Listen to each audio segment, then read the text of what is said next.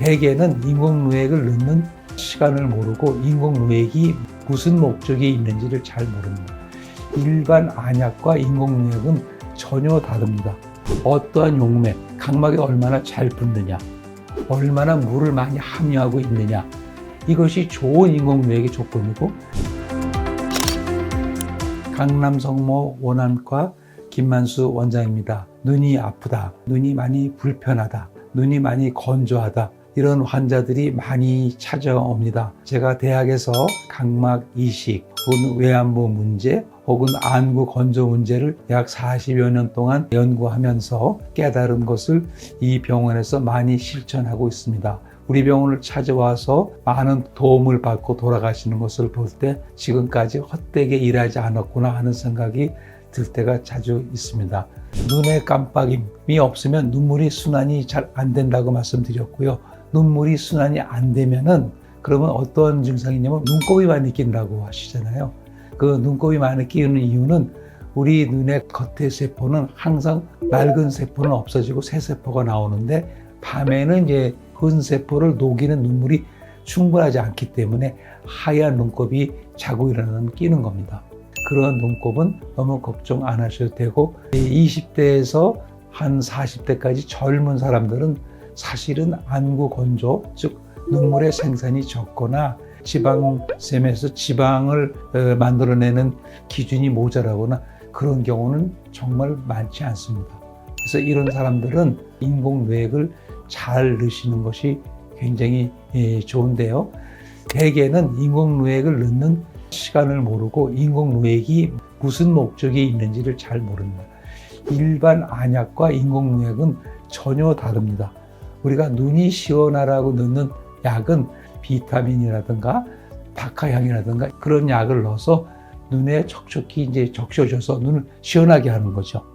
인공누액은 그거와는 전혀 다릅니다. 인공누액에 있는 전달하는 알갱이가 각막 위에 붙어서 눈을 깜빡거리지 않았을 때 알갱이가 품고 있는 물을 조금씩 내보내는 겁니다.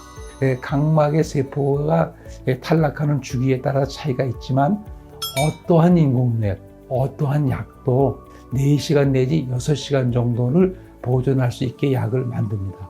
근데 많은 사람들이 크게 오해하고 있어요. 인공누액을 수시로 넣는다고 하죠. 약의 이름도 모르고 수시로 넣어라. 그것은 안구 건조를 치료하는 기본 개념이 없고 약이 뭐라고 전혀 이해를 못하는 데서 나오는 오해라고 생각합니다. 눈물을 품은 용매가 각막에 붙는, 이게 기본적인 거거든요. 어떠한 용매, 각막에 얼마나 잘 붙느냐, 얼마나 물을 많이 함유하고 있느냐, 이것이 좋은 인공누액의 조건이고 그 농도를 높이고 낮추고는 할 수 있는 거죠.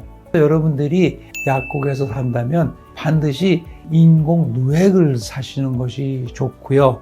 어느 정도의 농도를 줄 것이냐 하는 것은 역시 안과 의사의 판단이고요. 경험이 많은 의사일수록 그 판단을 잘 할 수 있는 것입니다. 눈물이 아파서 나오는 게 아니고 눈을 아프지 말라고 눈물이 나오는 겁니다. 인공누액은 우리 눈물이와 똑같은 역할입니다. 인공누액을 일하기 전에 미리 사용하시면 너무 집중하다 보면은 깜빡을 하지 못하는 경우가 있어요. 그 경우를 그 인공누액이 대신해 주는 겁니다. 눈 깜빡임을 잘하도록 노력을 많이 해야 되고 눈물이 생산하는 약도 집어넣어 줄 필요가 있고 IPL처럼 지방샘을 깨끗하게 해주는 그런 치료도 필요하고 그때그때 눈을 적시는 인공누액 넣어주는 거죠. 안구 건조의 제일 중요한 치료는 능동적인 치료, 즉 내가 눈을 많이 깜빡이고 적당한 시기에 눈물약을 넣어주는 이러한 것이 가장 중요한 치료의 핵심입니다. 반드시 무엇을 보기 전에 인공누액을 넣어주는 것이 좋고요. 아침에 일어났을 때 미리 눈물약을 한번 넣어주는 것도 삶의 질을 향상하는 방법 중에 하나입니다. 오늘 영상이 좋으셨다면 구독, 알림 설정, 좋아요 눌러주시기 바랍니다. 감사합니다.